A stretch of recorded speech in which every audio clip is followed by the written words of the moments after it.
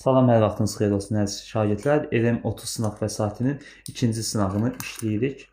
Başlayaq birinci sualdan. Həmzənin qıratı qaçırması qoluna əsasən uyğunsuzluğu müəyyən edin.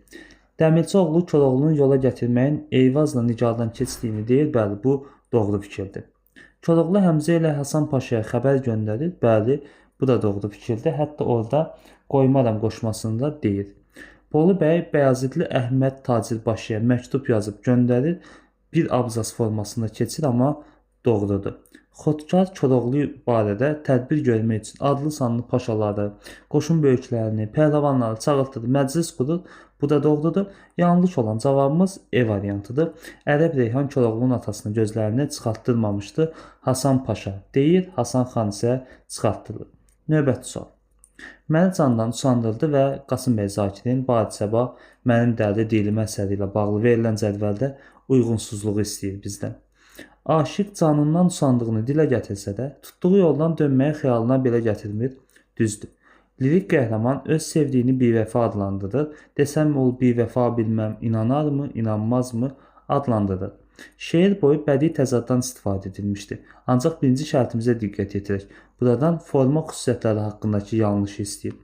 Bu doğrudur. Şeir boyu bədii təzaddan istifadə olunubdur. Dedin, nə dedi? Qoşmanın sonunda şair adını işlətmiş və özünə müraciət etmişdir. Xeyr, adını işlətsə də özünə müraciət yoxdur. Şeirin adı ilk misraya əsasən adlandırılıb. Bəli, bu da doğru fikirdir. Cavab D variantıdır. Növbəti sualımıza baxaq. Nəcəf bəy Vəzirovun müsibət Fəxrəddin faciəsi ilə bağlı düzgün hadisələrin ardıcıllığını müəyyən edin. Rüstəm bəyin planı barədə Gülbahar Səadətə xəbər verir. Bəli, belə bir hadisə olubdur. Mahmud yaralanandan sonra Gülbahar Rüstəm bəyə qarğış etmir.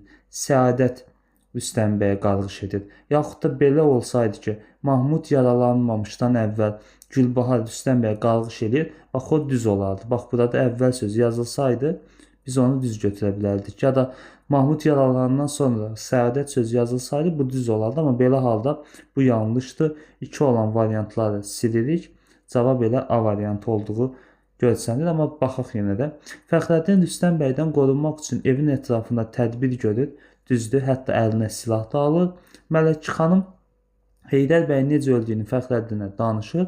Qardaşı ilə gələn səhnəsidir. Səadət Hürü nənə ilə Fəxrəddinə xəbər göndərir və bu da düzdür. Hadisələrin ardıcıllığı da A variantındakı kimi olar. Keçək növbəti suala. Ya Rəbb, bəlayı eşq ilə qıl aşina məni. Birdən bəlayı eşqdən etmə cüdan məni. Misraları nitqində verilən obraz. Bu Məcnundur. Doğru fikir istəyir. Dəvəni özü ilə müqayisə edir. Bu Məcnun deyil, Leylidir. Demək ki, bir yanlışdır. Bir olan versiyaları silək. İbn Səlamın ölüm xəbərini Nofəldən alır. Xeyr, Nofəldən almır, Zeyddən alır. 2 də yanlışdır. Demək cavab 3-5-dir. Atasının nəsihətlərinə qulaq asmadığı üçün peşman olur. İnsanlardan uzaqlaşıb heyvanlara həmdəm olur. Düşünsəniz ki, bəs atasının nəsihətlərinə qulaq asmadığı üçün peşman olur hansı situasiyadadır? Biz onu əsərin irəliləyən dəqiqələrində bu atası sonda gəlir. Həmin səhnədə biz görmüş oluruq. 35. Məhəmməd Füzuli Leyli və Məcnun poeması ilə bağlı üst-üstə düşməyən əsərlər arasında uyğunsuzluğu müəyyən edir. Basatın Təpəgözü öldürdüyü boy, Basatın heyvanlarla həmdəm olması. Bəli, burada Məcnun da belə bir hadisəsi olubdur. Nəcəf bəy Vəzirovun müsibət Fəxrəddin faciəsi, Cahangir bəyin dostlarının ona kömək etməyə çalışması, Məcnuna da Zeydlə Nofəl kömək eləyir. Dərzi şagirdi Əhməd Şah Abbasın bircə qızını nüfuzsuz şəxsə vermək istəməməsi, bax bu da doğru fikirdir. Demir ki, burada Məcnun nüfuzsuz şəxsdir. Ümumilikdə Leylinin atası qızını nüfuzsuz şəxsə vermək istəmirdi və bu düzdür.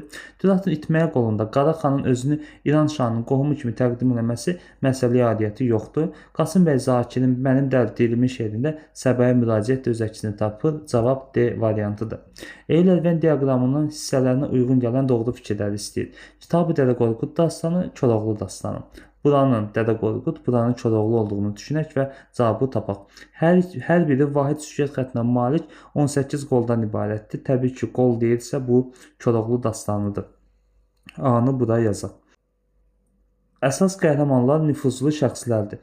Hər ikisində əsas qəhrəmanlar nüfuzlu şəxslərdir əslində, amma Kitabi-Dədə Qorqudda sırf bəylər və xanlardır, Koroğluda isə el içindən çıxmış şəxslər olduğu üçün ən dəqiq cavabı biri B-yə yazaq. Mübaliğədən geniş istifadə olunubdur. Təbii ki, hər ikisində xanlara, bəylərə, paşalara qarşı xalqın müdafiəsi ön plandadır. Bunu 2-yə yaza bilərik. Və sonuncu, dastanın əsas mövzusu qəhrəmanlıq, igidlik, düşmənə qarşı birgə mübarizədir. Bu da 3-ə aiddir. 1B, 2A-D, 3C-E.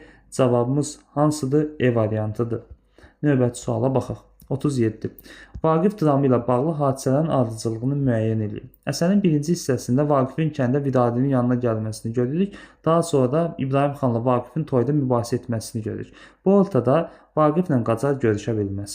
Yaxud da Qacar Qarabağa gələ bilməz. Ya da Xuraman Vaqifdən şikayətləndiğini görmürük. Cavab ya B-dir ya D-dir. Amma D variantındakı İbrahim xanın Əli bəyin toyuna gəlməsi və ondan sonra İbrahim xanla Vaqifin mübahisəsini gördüyümüz bu səhv olduğu üçün cavab B variantıdır. Növbəti sual. Füzulinin məni candan usandırdığı qəzəlinin əsasən klasteri tamamlayın. Forma xüsusiyyəti. Bütün misra deyir, bənd demir. Bütün misralarda bədii sualdan istifadəsi yanlışdır. Demək ki, biz burada yanlışı istəyirsə cavab D variantıdır. Son beytdə adını çəkdiyi üçün möhürbənd adlandırılmır. Ümumiyyətlə möhürbənd qəzəl üçün keçərli deyil, qoşma üçün keçərlidir. Mircəlalın açıq kitab əsəri ilə bağlı uyğunluğu müəyyən edin. Hadisələr Şuşa şəhərində yaz fəslində baş vermişdi. Xeyr, payız fəsli idi və bu yanlışdır. Düzgün cavabımız A variantıdır. Növbəti sual. Verilmiş nümunələrdə işlənmiş ortaq bədii ifadə vasitələrini müəyyən edin.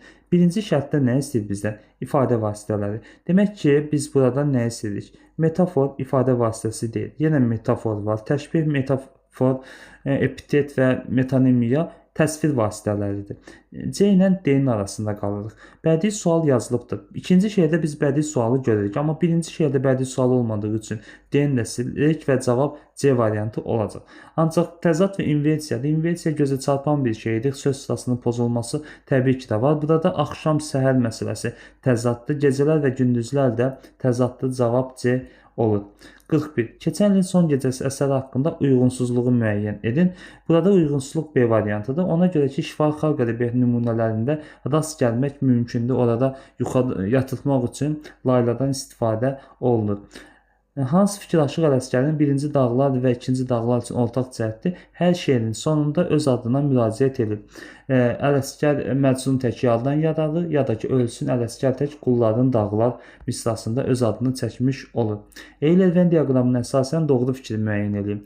İskəndərnamə poemasındakı İskəndər, dərzi şagirdi Əhməd nağlındakı Şah Abbas. Diqqətli olun, gedib Aldanmış Kəvakib əsərindəki Şah Abbasla bir götürməyin. İskəndərin istənilən məqamdan vəziyyətdən çıxmağı bacarmağını görmürük. Misal üçün, bu Nüşabə ilə görüşdə istənilən məqamda vəziyyətdən çıxa bilmir. Şah Abbasda belə bir situasiya yox idi. Kimliyini gizlətdiyi məqama rast gəldik. Bu hər ikisi üçün keçərlidir. Demək ki, 2 səhvdir. 1 və 2 səhvdir. Elə 1 və 2-ni siləndə cavab A variantı olur. Məsləhətləri qəbul edən, xalqın rifahına düşünən obrazdır. Hər ikisi məsləhətlərə qulaq asır, həmçinin hər ikisi xalqın rifahını düşünür. Düzdür? Oxumağa görə gözəl avazı var idi. Təbii ki, Şah Abbasdan söhbət gedir ki, elə ona görə də dərzi onu çağırdı yanına. Axundovun Nürəddin hekayəsinin məzmunu ilə bağlı yanlış fikri istəyir. Əsərdə yalnız Əmiraslanın uşaqlığı təsvir olunmayıb, Nürəddinin uşaqlığı təsvir olunmuşdur. Verilən fikirlər hansı şeir vahidinə uyğundur? Əsərin 5-7 bənddən ibarət olur. Qafiyə quruluşu qoşa A və 5 A-lıqdan, 4B, 1A-dan ibarətsə, burada müxəmməsdən söhbət gedə bilər. Hardasa təxmisə də oxşaya bilər. Amma digər ikinci bənddə hər beytdəki misralar öz aralarında qafiyələnir. Söhbət məsnəvidən gedəcək və cavab C variantıdır. Digərləri də 11 hecalı da qoşma olduğunu bilirik. Keçək 46-cı suala. Sarılı Qazanın evinin yağmalanması boyda hansı hadisə daha əvvəl baş vermişdi? Birinci, evinin üstündə kimsə şəhid olduqdan sonra Qazan xan yuxu görməli, sonra Qazı Çoban yuxu görməli, sonra qardaşları ölməli və Qazan xan Qazı Çobanı ağaca bağlamalıydı. Bu formada irəliləyir. Cədvəli tamamlayacaq bəndi müəyyən edin. Metafor nümunələrdir. Metafor belə bir şeydir ki, cansız bir şeyin canlı varlıqmış kimi hərəkət etməsidir. Misal üçün, dağların yoxsul ərbabı şahı bir-birindən aralı tutmaması metafora aid bariz bir nümunədir. 48-ci sual. Klasteri tamamlayacaq fikri müəyyən edin. Qasım bəy Zakir'in durnalar qoşmasında bütün bəndlərdə bədii xitab varmı var? Hər bəndin sonunda durnaya müraciət edin. Gizli ictimai mətləblər əks olunmayıb deyibsə, bu yanlışdır, əks olunubdur. Mühürətdə adını çəksə də özünə müraciət etməyib, Zakirəm od tutub alışdırıcıqlar, var isə cananlar sizdə bir xəbər. Bəli, mühürətdə öz adını çəkir və özünə müraciəti yoxdur. 49-cu suala baxaq. Azad əsərində hansı məqamlarda Fərdanın Azad haqqındakı düşüncələrində yanıldığını görürük. Kirayə məsələsindən 100% razıyıq. Fəda dəstəsinə qoşulması, həmçinin sondakı etirafı da buna bariz nümunədir. Cavab A variantıdır. Digərləri heç də uyğun gəlmirdi. 50-ci sual. Mövzu və ideya haqqında fikirlərdən yanlış olanı seçin. Eyni mövzulu əsərlərin ideyaları fərqli ola bilər. Düzdür. Ümumiyyətlə bunların 4-ü də tam düzdür. Cavab E variantıdır. Çünki eyni ideyalı əsərlər müxtəlif mövzuda nə üçün ola bilməsin axı? Ola bilər. İdeya eyni olsa, amma mövzu baxımından fərqli şəkildə yazıla bilər. 51. Ana dilində bədii nəslin əsasını qoyan sənətkar. Söhbət kimdir? Məhəmməd Füzulidir. Məhəmməd Füzuli də haqqında doğru fikir nə yaza bilərik? Yalnız əruz vəznində yazmasını yaza bilərik. Namət Gülləsi əsərində əsasən yanlış fikri seçin. Yanlış fikir də variantıdır. Uşaqlıq illərindən Kərəm ilə arasında heç bir düşmənçiliyi yoxdur. 53. Aldanmış Kəvakib əsəri haqqında verilən fikirlərdən yanlış olanı seçin. Qəzvin bəylərbəyisi xalqdan rüşvət alır. Bu düzdür. Kəndxudalar padşahlıq atlarını yaylığa aparıb bəsləmə bəhanəsilə cəmaata çox əziyyət verir. Bu yanlışdır. Kəndxuda deyil, Miraxur idi bunu eləyən. Elə burada kəndxuda sözü də bura yazılmalı idi. Kəndxuda Qəzvin küçələrini natəməz saxlayırdı. Bunlar da düzgün fikir idi. Cavab 2 və 5-dir. Biz bunları harda görürük? Yusif Sərracın dilində. Ona görə də cavab 2, 5-dir. Növbəti sualımıza baxaq. Eyler-Venn diaqramına əsasən doğru fikirləri müəyyən edin. Dəhnamə və Leyli Məcnun poeması. Səbaya müraciət edilən obraz var. Burada hər ikisi üçün keçərlidir deyə bunu götürmürük. Əsas obraz yuxuda gördüyü şəxsə aşiq olur. Bu düzdür. İsa Məsihə bənzədilən obraz Məcnunla Səbadan söhbət gedir. Yarına qovuşan aşiq obrazı təsvir edilibdir. Təəssüf ki, Məcnun qovuşmur. Sevdiyinin məzarı üstə canını tapşıran obraz var. Bu da doğrudur. 2, 3, 5. Əsas obraza kömək etməyə çalışan obrazlar var idi. Bu dəhnamə üçün keçərlidir. Cavab 2, 3, 5-dir. 56. Oqtay Eloğlu əsərində faciə olduğunu nəzərə alsaq, hansı fikirləri əsərin forma xüsusiyyətinə aid edə bilmərik? Əsərin yazıldığı janrın, yəni faciə janrının həm nəsri, həm də nəzmi mövcuddur. Bu düzdür. Əsərdə süjetə daxil olmayan hissələr yoxdur. Əsərdə süjetə daxil olmayan hissələr yoxdur. Belə bir fikir yanlışdır. Faciədə əsas qəhrəmanla ictimai mühit arasında kəskin ziddiyyət mövcuddur. Bu formasına aid bir xüsusiyyətdir. Faciədə monoloqlara yer verilməyib. Bu yanlışdır. Cavab 2, 4 olacaq. Növbəti sual 56. Nəzmlə yazılır. Qəsidələr yalnız nəzmlə yazılır. Atalar sözü həm nəzm, həm nəsrlə. Dram və hekayə də həmçinin həm nəzmlə, nəsrlə yazılır. Təmsil də, roman da nəzm və nəsrlə yazılır. Yerləri düzdür. Cavab 2, 3, 4 olacaq. 57. Klasteri tamamlayın. İskəndər poemasında Dara döyüşdə İskəndər tərəfindən məğlub edilərək öldürülür. Bu yanlışdır. Həsəd apardığı üçün Feylaqusa qalib çıxır. Doğrudur. Bizə yanlış fikirlər lazımdır. Sərkərdələr tərəfindən sevilən bir hökmdardır. Bu yanlışdır. İskəndərin Zəngibar şahına qalib gəlməsi onu qorxuya salır. Düzdür. Xalqına kömək istəyərək 900 min nəfərə yaxın ordu toplayır. Bu da düzdür. Ölüm qabağı son istəklərini səsləndirə bilmir. Bu isə yanlışdır. Cavab 2, 5-dir. Gələk əsərin məğzinə. Adil Nüşrəvan ilə vəzirin hekayəti. Ayrılıb rəiyyətdən, səltənətdən, saraydan. Bir gün ov həvəsi ilə atlandı Nüşrəvan. Bu səfərdən munisi, dostu yalnız vəzirdir. Özgəsini xoşlamır, tək onunla gəzirdi. Ovlaq həndəvərində baxdı birdən nə gördü? Düşmənin qəlbi kimi boş bir viranə gördü. Gördü ki, bir cüt bayquş civildəşir, uçurlar. Şahın hövsələsi, tək araları xeyli dar. Vəzirdən soruşdu şah, nə konuşur bu quşlar? Dedi, bu həyəcanlı qışqırışlar, təlaşlar. Vəzir cavab verdi ki, ey dövrün tacidarı, öğüt xoşlamış olsan, anladaram əsrarı. Bir toyun sövdasıdır bu tartışma, bu söhbət bir kəbir üstündədir. Bu bazarlıq, məşvərət. Bu quş verib qızını başlıq umur o quşdan. Gəlin başlıq istər, biraz öncə bu başdan. Deyir bu viran kəndi cehiz verirsən mənə bir neçə xərabə də qoyulmasın üstünə. O biri quş deyir ki, əbəs alver etməyək, şahın zülmlərini görüb qüssədən əl çək. Şah bu şahsa gəldi işdə bu cür gedərsə yenə 100.000 belə xərabə cehiz verərəm sənə.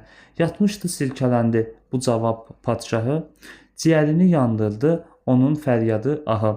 Baş gözünə döydü şah, axıtdı göz yaşları, göz yaşlarından savay nə olardı, nə olar zülmün barı. Barmağını dişlədi heyrət ilə mükkədar, zülmün gücünə bax ki, uşlarda tutmuş xəbər. Zülmün hansı zirvəyə çatdırıb ki, gör bəşər. Toyuqların bağrını çalağanlar didərlər, ey dünyanın düşkünü, qafil mən, bixəbər mən. Başıma döyməliyəm, hələ gör nə qədər mən. Nə vaxtacan soydurub soyacağam elləri, yaddanmı çıxarmışam qiyaməti, məhşəri. Nə vaxtacan idim mən bunca əli uzunluq, öz başıma açdığım oyun qorxuludur çox. Bu mülk verib mənə bəxş eləyib ki Tanrı, qovum yaramazlığı, qoruyum yadigarı. Üstün bəzək içimsə təzək kimidir, heyhat. Üstün qızıl içim mis əmək dadi bidat. Gərək sənin könlündən kərəm olaydım, inan, utanaydım özümdən ya da ulu Tanrıdan. İşlənmiş qafiyə növü. Üstün bəzək içimsə təzək kimidir, heyhat. Bidat, d-nın t-ya çevrilməsi. Burada qulaq qafiyəsinin istifadə olunub. Yerdə qalan digərlərində isə bax əl-uzunluq çox. Burada da qulaq qafiyəsinin istifadə olunubdur. Yerdə qalan digərlərində zəngin qafiyəni biz görmüş oluruq. 59. Eyler-Venn diaqramına əsasən verilmiş obrazlar əsasında müqayisələri tamamlayın. Vəzir Adil Nüşravan ilə vəzirin hekayəsində, bir də vəzir Allahverdi xan. İndi bunlar haqqında deyək. Oxşar cəhətlər nədir? Hər ikisi müdrikdir, ağıllı məsləhətlər verə bilirlər. Situasiyada işlənmiş bədii təsvir və ifadə vasitələrinə əsasən cədvəli tamamlayın. Baxaq, situasiyada işlənmiş bədii təsvir və ifadə vasitələrini bizdən istəyir. Görək hansılarını tapa bilərik. Burada yazılıbdır. Ovlaq həndəvərində baxdı birdən nə gördü? Düşmənin qəlbi kimi boş bir viranə gördü. Düşmənin qəlbi kimi təşbihdir. Vəzirdən soruşdu, nə konuşur bu quşlar, nədir bu həyəcanlı qışqırışlar, təlaşlar? Xeyr, burada biz bədii sual deyə bilmərik, çünki bunun cavabı var. Hələ ki təşbihi gördük. Aha, bax bunu amma bədii sual deyə bilərdik. Baş gözünə döydü şah, axıtdı göz yaşları, göz yaşlarından savay nə olar zülmün barı. Həm də aşağıda diqqət yetirdiksə, üstün bəzək, içimsə təzək sözləri, bu da təzaddır və beləliklə də bədii ifadə vasitələrini tapmış olduq.